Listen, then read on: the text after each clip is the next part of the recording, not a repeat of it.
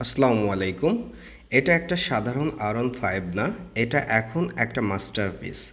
প্রথমে বাইকের সব কিট খুলে নেওয়া হয় খুব যত্ন করে, তারপর প্রতিটি অংশ ভালোভাবে ক্লিন করে নিই।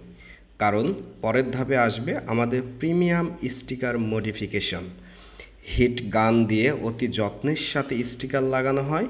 একটা ছোট হাওয়া যেন না থাকে সেই খেয়াল রাখি প্রতি ধাপে। এটা শুধু কাজ না, এটা আমাদের প্যাশন, স্টাইল, নিটনেস আর পারফেকশন তিনটাই আমরা গ্যারান্টি দিই।